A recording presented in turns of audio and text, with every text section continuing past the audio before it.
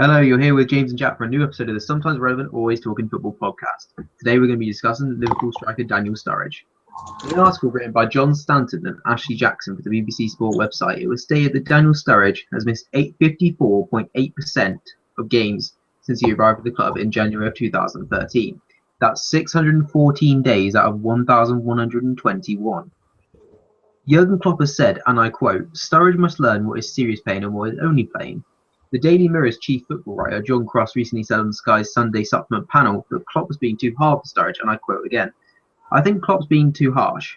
If I was Daniel Sturridge right now, I would be thinking, where am I now? Because I can't see a future at Liverpool. If he's injured, he's injured.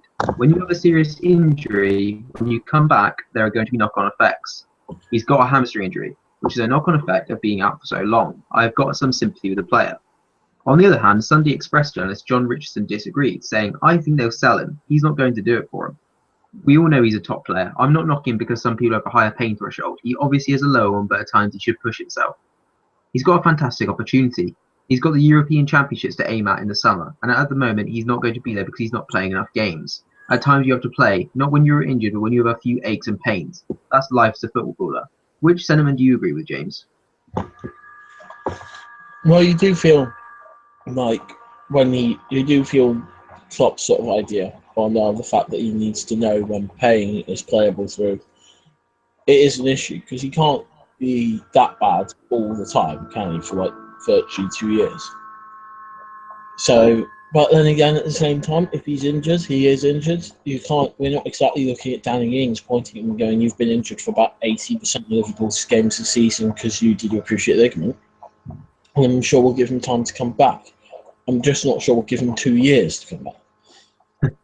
So it's kind of that whole. I think at the moment, I think there is a sensible thing. I think pre-season would have been a good time for him to be back. Unfortunately, he wasn't. And now every time we keep trying to give him this pre-season because we're trying to rush him back, as much as anything, it seems that he keeps getting injured. It's not great, but you know. So what do you think Klopp's true feelings on Sturridge are? Well, it's known that Klopp likes his talent, but it's also known that Klopp's annoyed by how many injuries he seems to think he has at the same time. So I think it's kind of this 50-50. At points, Klopp loves the guy. At points, Klopp hates the guy. He loves the talent. He hates whether it's attitude, I'm not sure, but he hates the idea that he's always injured. And that frustrates him. And if you can't use that talent, then that's obviously massively frustrating for him. Like Liverpool versus Leicester yesterday, both teams were pretty much on a par in performance terms, but the difference was they had a striker who could score a goal and Liverpool had no striker on and then brought on the pile of wank that is Christian Benteke. So, and it's frustrating because at the same time he knows he's got this talent, but he knows his talent is barely ever available for him to use, which is why I think in the summer I think in January he was rumoured with some good strikers, but in summer he will probably end up buying a good, fast, sort of Daniel Sturridge-esque striker, and possibly even, considering Sturridge's future. So how many matches does he have to play before the end of the season to justify keeping him for the next season? Presuming that Liverpool in the Europa League at the end of February, he needs to play half the games, I think.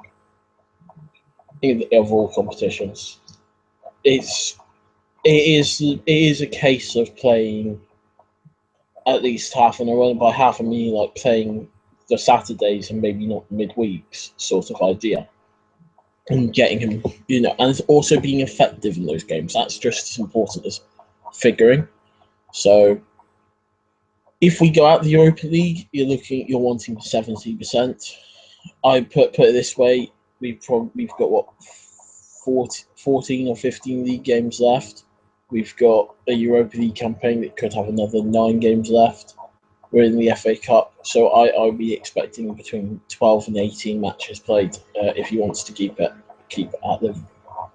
And do you think it will happen? Do you think he'll play 50%? I want to say yes, but my brain says no. Should he go to the Euros then? Well, this is the thing. If there's a chance he's fit, he's probably England's best natural talented striker of them all. And maybe in the squad you can get away with one risk. But if you can go and you can say we've got Harry Kane, we've got Jamie Vardy, we're both having brilliant seasons right now, and you're obviously going to take Wayne Rooney regardless of whatever form he plays for the rest of the season because he's the captain.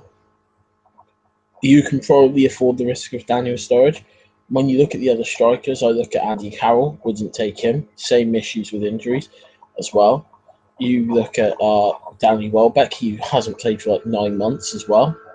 So all the other strikers, as Charlie Austin's injury prone, he's got a chance. They're not obvious. So I think unless somebody really rears their head up from that sort of other group up behind those 3 others, Daniel Sturridge going is like a good risk to do, as long as he's got a good chance of playing a couple of matches. So it's sort of like the Jack Wilshere situation, where Roy might probably take him and leave him on the subs bench for most games. The difference with Jack Wilshere is I don't think he's. I think there's far more competition in midfield right now. But would you still take him? Would you take Sturridge and Wilshere and still put them on the subs bench? I wouldn't take Wilshere. I think there's too many. I think you look and you see your Milner, your Henson, Dele Alli's come through, and I think taking that place as well.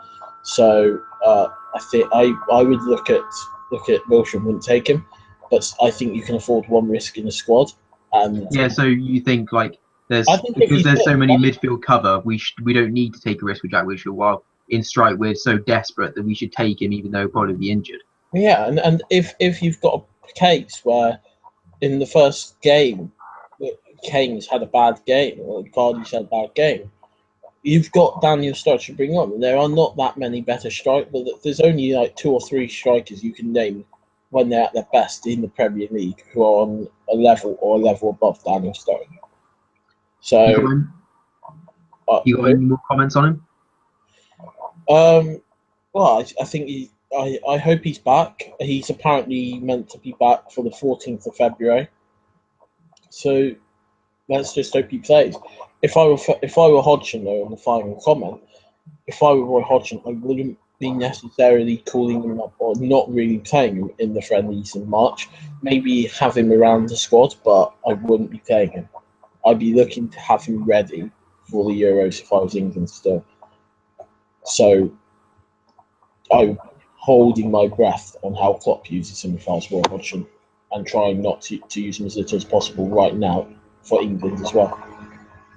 Okay, so you happy with that then? You want to leave it there? I think that's all we've got to say, Daniel Sturridge. Okay, so you've been listening to the irritating voices of Sometime Relevance, James and Jack. If you want to hear more from us, go to sometimesrelevant.blogspot.com. We update it semi-frequently with writing of questionable quality. Goodbye.